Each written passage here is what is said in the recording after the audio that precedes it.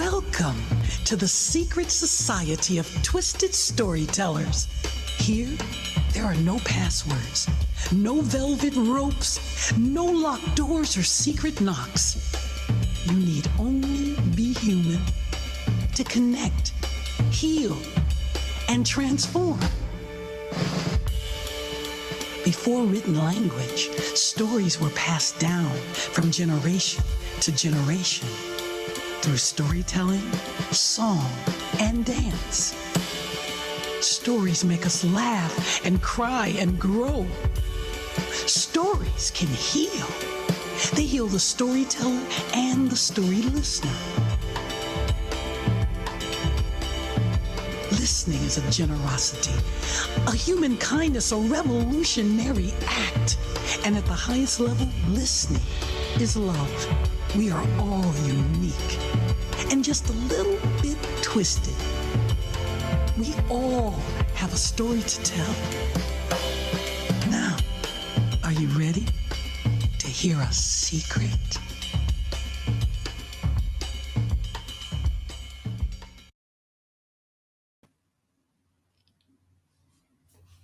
Hello, everybody. Hello, everybody. And thank you for taking time out of your day to celebrate grandparents with us. My name is Satori Shakoor, and it is my pleasure to host this amazing event.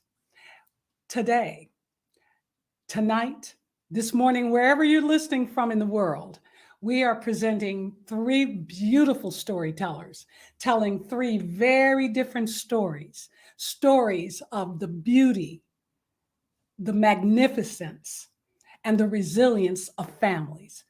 So today I want you as grandparents, great-grandparents, to daughters, sons, wherever you are in your family line, to drop your comments, your likes in the chat. Shout out your ancestors, shout out your grandparents, shout out your great-grandparents, since this is a celebration. These are homemade stories. They're on video, recorded in the homes of the storytellers. So if some of them are a little fuzzy, don't even try to adjust your dial. Just listen and let the story take you away. The three storytellers we're presenting this afternoon, this evening, this morning, wherever you're listening for, is Karen Dybis, Charlotte Walton, and Tammy Chelsea. So don't forget to put your comments in. If you want to comment on the stories, if you want to tell the storytellers how wonderful they are, how inspiring and motivating they are, we all want to hear that. We all want to lift you up. So without further ado, are you ready for your first storyteller? All right. It is my pleasure to introduce Karen Dybis. She is a Metro Detroit reporter and author. She lives in Grosse Pointe Woods, and her story is from the point of view of a granddaughter. She is going to share about the gift she was given and the lesson she learned in this beautiful, beautiful story. Ladies and gentlemen, put your virtual hands together for Karen Dybis. Can this car go any faster? I cried. The panic so high in my chest, it felt like a stone in my throat. I can't breathe from the fear. No one speeds to a funeral, but that's exactly what I wanted my father to do. It was an unreasonable request when you consider that that funeral was for my grandmother, his mom. Pedal to the metal, Dad! I'm entirely unreasonable at this point. The funeral started in less than 10 minutes and I had to be there. We all had to be there, but I had to be there. I had a message to tell, a story to share. The funeral had a time when I could talk and memorialize my grandmother, Jean. Jean, the queen of all things, Coco Chanel, Manhattan cocktails, and long strings of pearls. I needed to speak and talk about her, and that meant I had to get to that priest right now. The car lurched, pulling everyone forward so quickly the seatbelts clenched and locked. The church parking lot was already full, and people were going inside in a steady stream. The tower bells started to clang, signaling the faithful. I had to get inside. It was my time. I needed to talk. Let me interrupt here to tell you about Jean, about my grandmother. Jean was fabulous. A glamour girl who always had the perfect hint of makeup, who wore expensive perfumes that smelled of cashmere and silk to my young mind, and wore glamorous twin sets set off by golden necklaces. Yet she also was a bartender at a bowling alley in Kindy, Michigan, where she slung drinks, wiped down tables, and kept drunken bowlers in line. Jean, my grandmother, was that contradiction. All Jackie Kennedy at one minute and Flo from Alice at the next. In my mind, she was strong and resilient. In reality, she was a struggling widow, a mourning mother, a woman desperate to keep up appearances. She never asked for help in front of us, but I knew my parents and aunt had to help support her. She always maintained her dignity despite the fact that she had a life marked with sadness. But here's how I typically encountered my grandmother. I'm about 8 or 9 years old, already top-heavy from a pair of glasses that are too big and long, straight hair. I'm holding a 10-pound bowling ball, also too big for me, and about to make me topple over for real. 10 pins stand between me and what I think is a perfect game. I hurl the bowling ball down the alley and it misses. It lands directly in the gutter, and my brother, 7 years older than me, and my sister, exactly 4.5 years older than me, per her constant reminding, both start laughing. Maybe they ribbed me. I don't remember. But I know my grandmother is watching. If you bowled a gutter ball, you bowled again, and she knew you had to try to get a strike. If you got a spare, you marched right back up and hit as many pins as you could. Because I know she's watching, I try again and again. Every time I march back to my seat, I tell myself I'll get that strike next time. Bowling and my grandmother Jean are tied together forever in my mind. Whether I'm a child watching her behind the bar mixing a 7 at 7 or checking out her form as she throws another strike, I'm always reminded of how bowling came to define that relationship.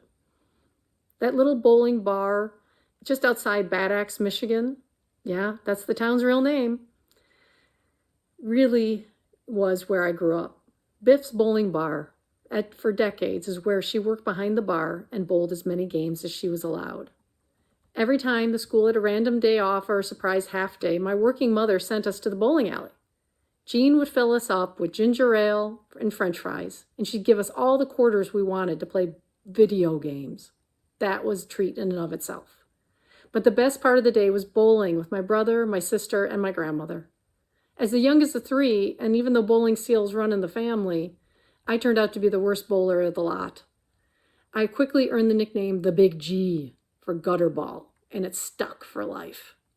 But that was okay with me, because my grandmother was supposed to be the bowling belle of the ball. I loved watching her play, smoothly setting up a shot, lining up her ball with the arrows, and sending it gliding down the alley. She always seemed to hit a strike. And the proof of that was a picture hanging in the front of Biff's Bowling Bar, a photograph that brought me so much joy and pride, a photograph of my grandmother Jean with her first 300 game. Now, if you're not a bowler, a 300 game means you hit a strike with every go-round. It's hugely difficult to do. And it's rare for a woman, especially one who probably had to play mostly in couples leagues or occasionally got time to play with friends. It's hard for them to get that good. But my grandmother was there. She made it with her beehive hairdo and print dresses, proudly accomplishing what few others, men or women, could do. Now, years later, after my grandmother passed away, I learned more about her life, about how her husband died of heartbreak and alcoholism after the untimely death of their son, my uncle, who was only 17 at the time. How after a drunk driver took his life and ultimately that of her husband, she had to hold the family together for better or for worse.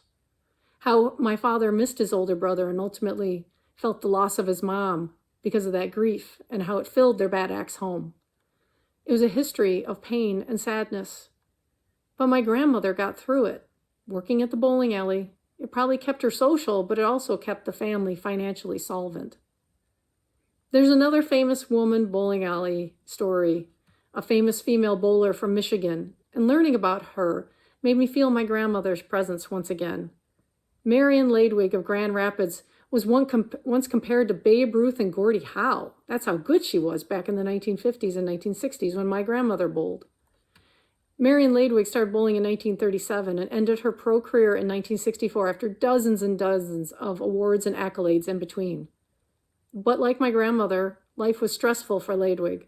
Competition stressed her. Her coach yelling at her stressed her. There wasn't anything easy about being a champion. Ladewig discovered that chewing gum relieved her stress, so she was never without a supply.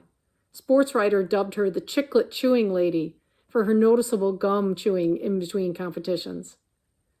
At age 81, Ladewig carried 160 average still, but she did complain once in a while that sometimes I get tired.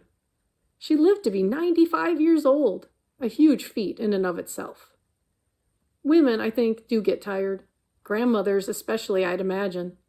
My grandmother, petite, always well-groomed, carrying a cigarette in one hand and a Manhattan in the other, maker of every known cookie on earth, creator of the perfect tuna fish sandwiches without crusts anytime I went to her house, patient and kind, but also probably very tired.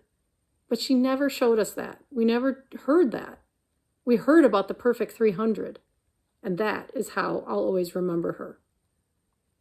At her funeral, after all that panic and strife, I finally got my spot to talk about my grandmother. I stood up as a young person in that big echoey church and talked and talked. I wanted those people to get to know who she really was. She was more than a bowling alley wag. She was more than someone who cleaned up cigarette butts and emptied the last beer drops out of every bottle.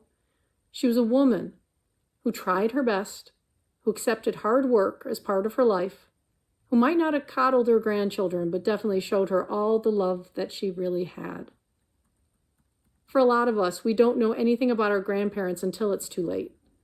Stories get lost. Explanations about why people did what they did or thought what they thought are gone forever. I'd like to have some more time with my grandmother Jean now as an adult, to ask how she met my grandfather. What was their love story like? How was that first kiss? I wanted to know as a mother, what's it like to raise twins? How was it like to raise my father? How do you find time to practice to bowl a 300 when I find it hard to find time to write or even make dinner some days? Take time, if you have it, to get to know your grandparents. Grandparents take time to get to know your grandchildren. If you're a grandparent, get on the floor and play. Talk to the teenagers who don't want to hear it. Sit down, maybe in a bowling alley bar with those adult grandchildren. Whatever age they are, your family needs to know you, and you need to know them. A funeral is too late to share your stories. Share them now.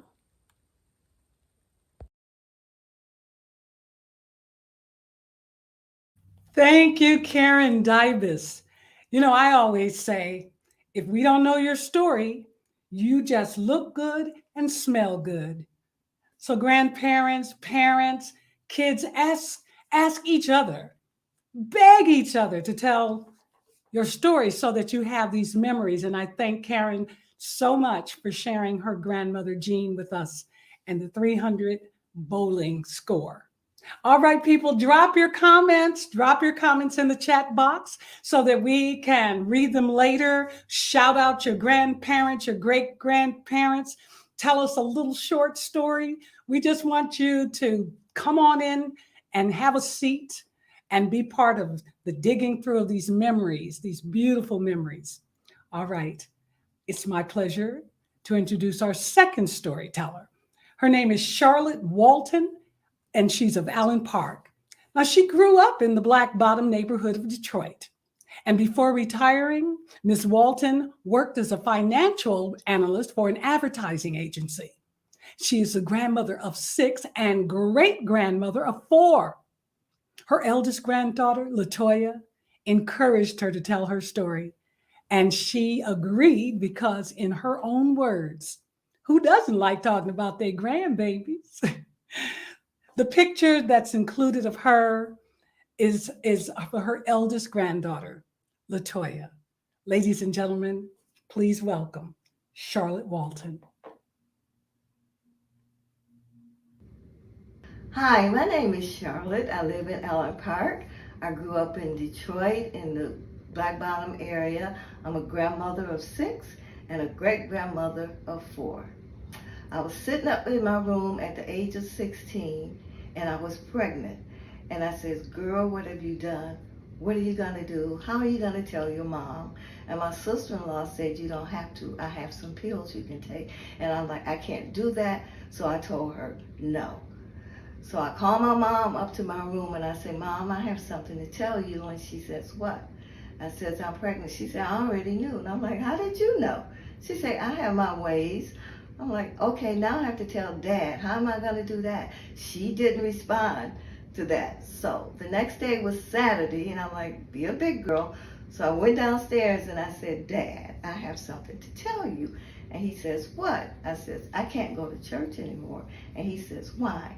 I says, because I'm pregnant. He said, oh yes, you will. You went out and you did this. You have to bear this burden and you will go to church. So as his daughter, I did what I was supposed to do and I went to church. When I got home from the hospital with my daughter, I was afraid to take care of her. I was afraid I might drop her or not feed her correctly. So my mom came in and took on those responsibilities for me. And she said, I'll do this, but I'm going to teach you how to take care of your child.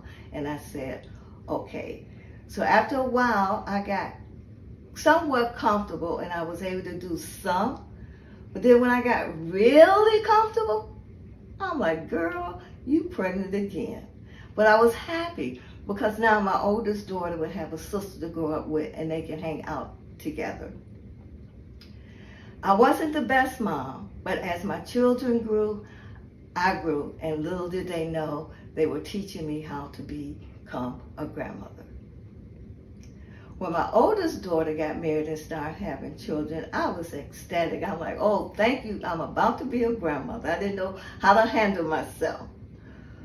But then I had to admit I was a very, very selfish grandmother. Because when I would go to my daughters, I would give her the same advice that my mom gave me. I would give her the tools that my mom gave me. But I did not want to share my grandchildren with the in-laws. And I knew that was wrong. So eventually I had to come around and stop being selfish. And when my youngest daughter got pregnant, she lived with me. So I was once again a very happy person because I said to myself, now you can be a hands-on grandma.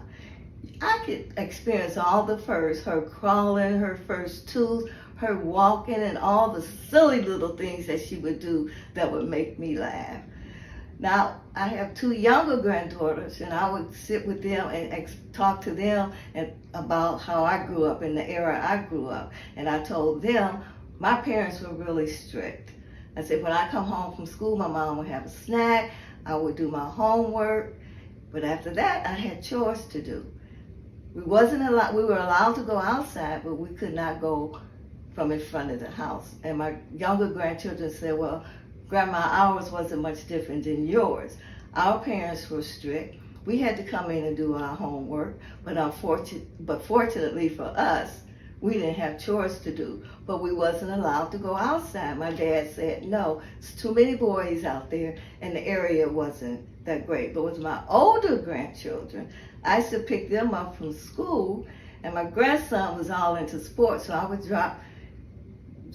drop him off at practice, but on our way there, we would stop at the gas station. I'll get my favorite candy, they'll get theirs, and then I'll drop him off, and me and my granddaughter would be, going to my job.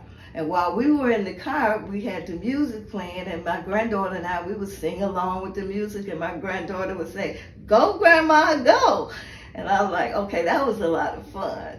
I worked for an advertising agency, and my granddaughter was a very creative person, but when we got to work, I put her to work. She had to do my filing and other chores, and then I would give her a tour of the building, the creative room, the financial, and let her understand exactly what it was that I did on my job. With my grandson, since he was all into sports, the company would always get tickets to go to the basketball game or the baseball game. So they would include my grandson in with those tickets. So he was allowed to go with me and sit in the box along with my employees and he had a ball. He truly enjoyed that. Now, one of my granddaughters, she got pregnant, and she lived with me at the time. And we was on our way to take her to the hospital. And when we got there, my daughter, oldest daughter, was like overwhelmed. She was so ecstatic. She was so happy. When we got to the room, she just took over like she was the mother and the grandmother. The mother said, well, we're just going to step back and let her enjoy this moment. So once I got home with my great-granddaughter, I said to myself, well, I'm just going to go buy me a little bed and put it beside my bed, and I'm going to take my great-granddaughter and put her in the room with me, because I would tell myself, the mother, she's tired. She really needs some rest. That was my excuse. But I did everything for my great-granddaughter. And eventually I came around and said, no, you have to teach her like you taught your oldest daughter. And she can take care of her child. Now, with my great-granddaughter, her and I, we had a lot of fun. We would go shopping. We would go to the movies. We would get our hair and nails done. We would just be silly and make memories. But one day, my great-granddaughter came home to my house, and she said, Nana. And I'm like, girl, what?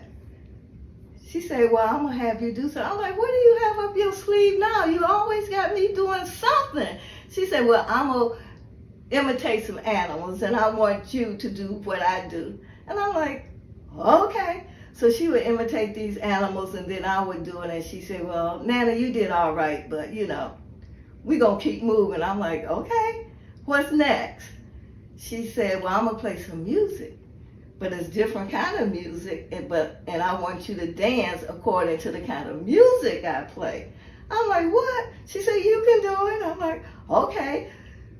So all the while she was doing this, she was creating her memories, and she was taking pictures so she can have all of these memories to have with her when I'm no longer here.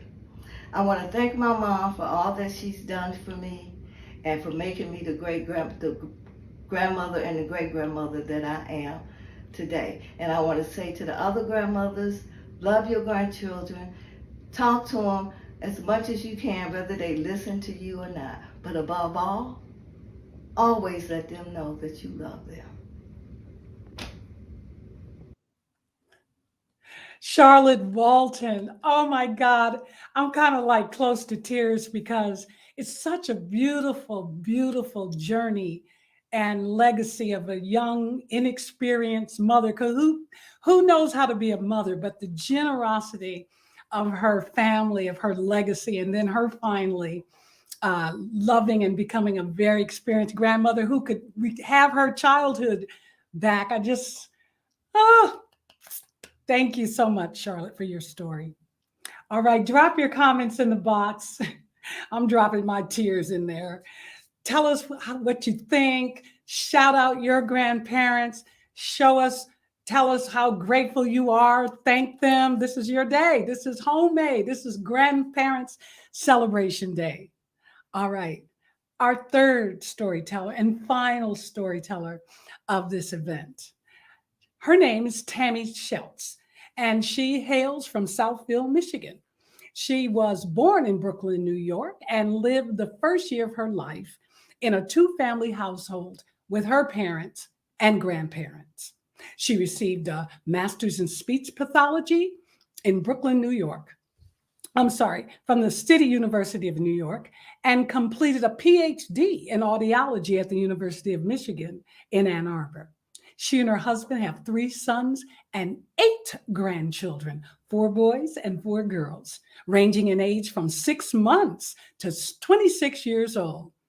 It was Sholmet, the oldest grandchild, who urged her to share her life experience during the first 6 months of COVID lockdown with the DIA. Sholmet told her that despite the stress and fears attributable to the pandemic, she felt that her home experience in Michigan was amongst the most warm and loving time periods of her life. So without further ado, Ladies and gentlemen, put your virtual hands together for Tammy Chelsea. My name is Tammy Chelsea. I live in Southfield, Michigan, and I am the grandmother in this story. I'm telling the story at the behest of my granddaughter, Shlomit, who suggested that the experience we had last summer was formative and that people could benefit from hearing about it. Savta, how do I get food? I had a really bad cold last week. How do I know if I had the virus? What should I do? She was near tears on the other end of the telephone receiver.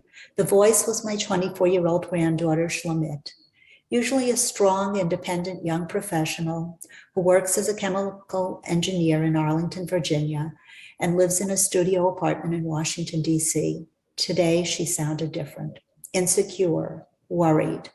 Okay, let's figure this out, I managed to blurt out. I'll talk to Saba, your grandfather. My husband Ken and I live in a large ranch home in Southfield, Michigan.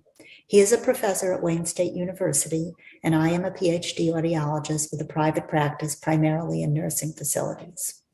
We had just returned from our condo in Florida, and we had been looking forward to Plan A, when all three of our sons, their wives, and 6 of their children were going to travel from the East Coast and join us for the Passover holiday. We too were just beginning to grapple with the new reality. I too was afraid to be out and about. So off the plane, I ran hurriedly and sequentially to 4 supermarkets to load up on all the food I needed for the upcoming holiday. No sooner had I put the key into the lock at home when the first call came in. My oldest son, Dov, Shlomit's dad, was regretfully staying put in New Jersey. His public safety consulting business and the synagogue where his wife, Michal, was an administrator, had closed their doors. On orders, they were on lockup at home. Shortly thereafter, Azriel and his wife, Dasi, the Long Island contingent, with 4 children, found their world overturned. They reported that because the kids were reassigned to homeschooling and the parents' work was relegated to home offices, they too were going to stay put. That left my youngest son, Avishai, a predictive analyst, his wife, Shifra, a teacher, whose school was moved to remote access, and their 2-year-old, Hillel, whose daycare was suspended, as our remaining guests. They were living in a 1-bedroom apartment in a Washington, D.C. apartment house. His call followed. 2 tenants in our building were just diagnosed with COVID. We don't want to ride in the elevator. How do we do laundry in a communal room? Avishai takes immunosuppressants and is very vulnerable to illness. Thinking quickly on our feet, we cooked up a scheme. They would rent a car and drive one way to Michigan as soon as possible. Shlomit would come either with them or travel with a friend, another DC fugitive returning to his family in Michigan. Governor Whitmer had declared a lockdown, as had the governors of Ohio, Maryland, and Pennsylvania. What would happen on the highway? What would happen on the highways if the state police questioned either group of travelers? We left that to fate. So there we were, 6 people, 2 grandparents, a 30-something husband and wife, and 2 grandchildren, aged 24 and 2. Reminiscing just recently, my Long Island daughter-in-law had said that she was so glad that the Washington relatives had been in Michigan to take care of us last year. Her comment missed the mark. Our COVID family unit had come together last year to help one another. We all needed human support. We all found love and togetherness. Our working space was realigned. Shifra took Ken's office to teach on Zoom. Avishai inhabited the computer room for online work. Ken advised undergraduate and graduate students on his portable Zoom computer. And Shlomit set up a suite in the basement with her private office, bedroom, and bath. Shopping and cooking were largely communal activities. Weekly forays to the Myers supermarket in Brighton, thinking that there were fewer COVID cases there than in Wayne or Oakland County, found me driving and Shifra shopping. We all pitched in for food sanitizing on the dining room table, set with newspapers and wipe cloths for dirty and clean spaces. Thursday night, vegetarian meals with Shifra and Shlomit's adventures. I remember Shifra in the kitchen making a special recipe set up around noon one day for Israeli Independence Day. Her sixth graders were on Zoom, and Hillel was measuring the ingredients. I was the house cleaner, the only adult who didn't work from home. We were afraid to allow cleaning help to come into our house. I was also Hillel's babysitter. Together, we set up an elephant toy parade and toy food and vehicles in the den. His favorite books like Good Night, Construction Site, and Leo, the Late Bloomer, were lined up in his pack and play. Most mornings, he and I were off with a stroller. Often we passed the nearest branch of the River Rouge to the accompaniment of Old Man River, sung by Paul Robeson from Showboat on my mobile phone. At home, Hillel begged for Kokomotion video songs on my computer, and the highlight of our COVID confinement, Alouetta. Imagine we had a 2-year-old who learned how to decapitate a bird in French. My husband, the professor, introduced Hillel to Daniel Tiger and Stinky and Dirty on cable TV. A highly formative educational experience took place later at dinner when, as a family, we discussed Daniel's problem of the day. Shlomit and I visited a friend who tuned up one of our garage bikes so that she could whisk around in the local neighborhood after working hours.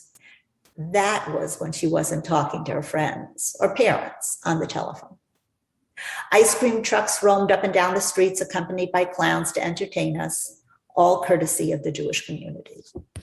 With the beginning of the summer season, Shlomit decided to move her work venue to the back patio. I fearfully ventured out to Meyer's and bought the first patio furniture that my eyes lit on. It was quite lovely and comfortable outside. We set up additional recliners under a tree in the back and a large kiddie pool for Hillel nearby.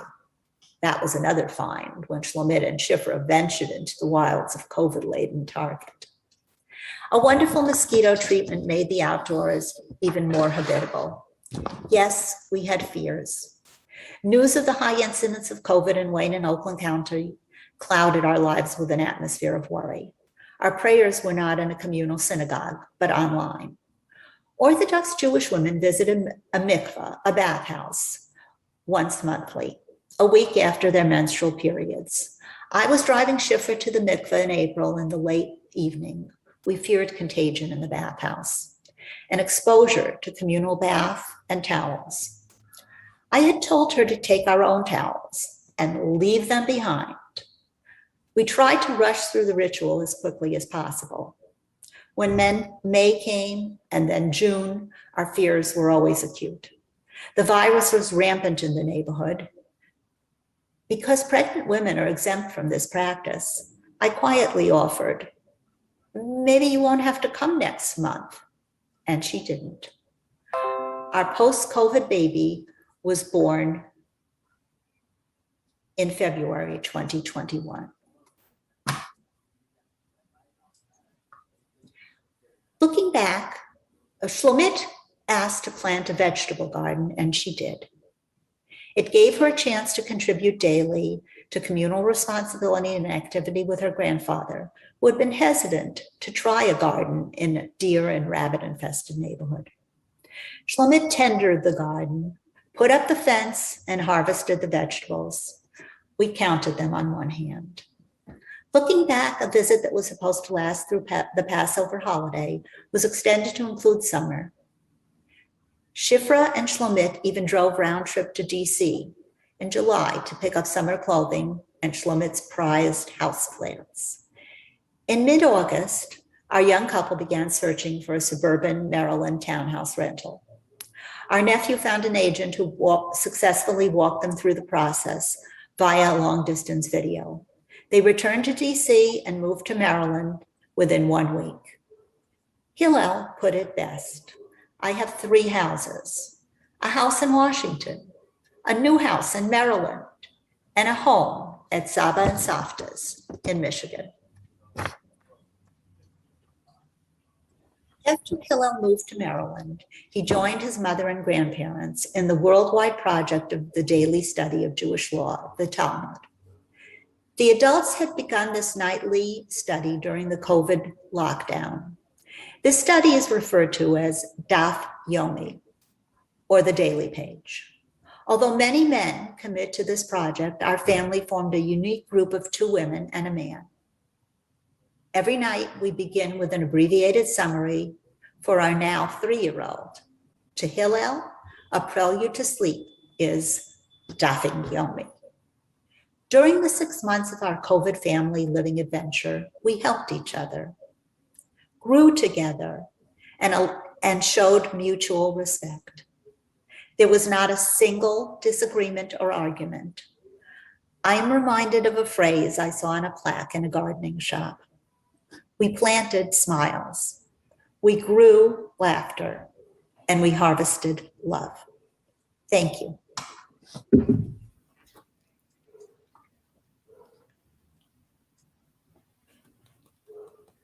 Tammy Chelsea. We've heard so many stories about COVID, some tragic stories. This is a warm, wonderful map to how to integrate family inside of an unforeseen circumstance. And it was beautiful, Tammy.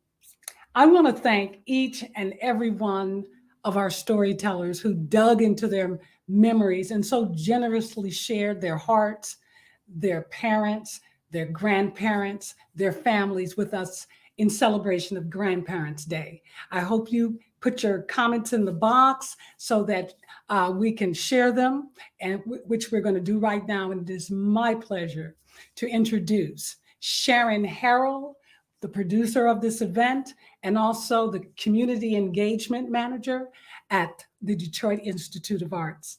Sharon, thank you so much for inviting me to be a part of this celebration. I have had a great time. Thank you, Satori. Those were such beautiful stories.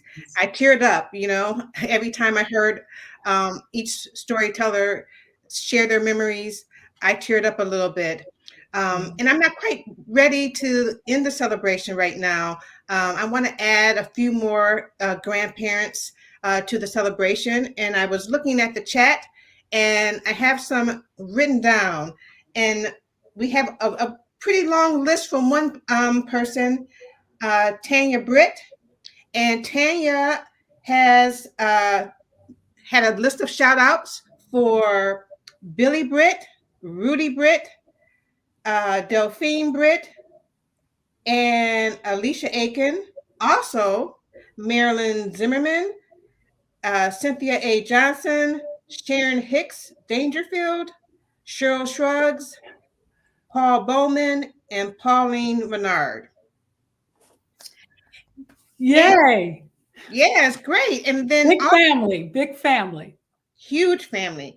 And also Tammy's cousin popped in and she thought it was a great show. Her mom, I think, but someone in the family told her to make sure she watched today's video.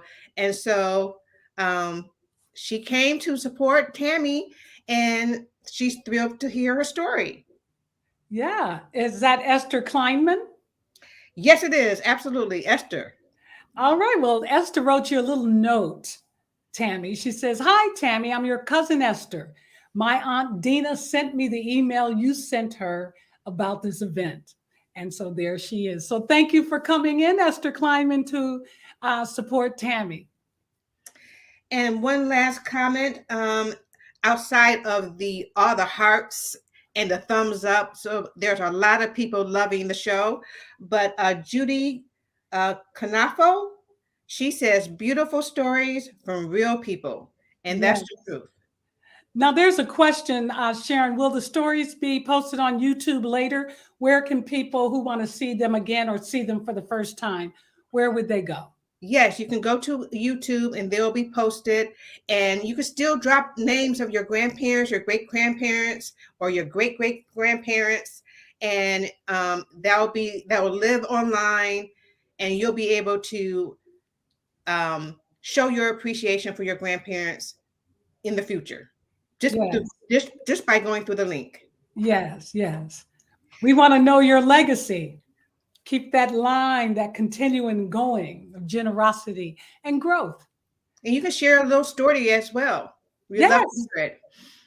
And so that was great. And I want to say happy Grandparents' Day to all the grandparents everywhere. I'm Sharon Harrell, Community Engagement Manager at the Detroit Institute of Arts. And before we go, please allow me a few moments to thank some people.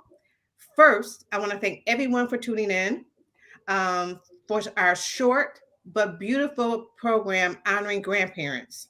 And this is grandparents everywhere. And I also want to thank Wayne, Oakland, and Macomb counties. Programs like this, both in person and virtual, are made possible through the generous support of the Tri-County Millage. I especially want to thank our storytellers, Karen Dybis of Grosse Pointe Woods, Charlotte Walton of Allen Park, and Tammy Chelsea of Southfield for filming and sharing their heartwarming stories. And I know for me, it would be kind of nerve-wracking to do a homemade video for the public, but they did a great job. And I just want to, Yes. give them applause. And I want to thank the wonderful, I want to give a huge thank you to our host and partner, Satori Shakoor.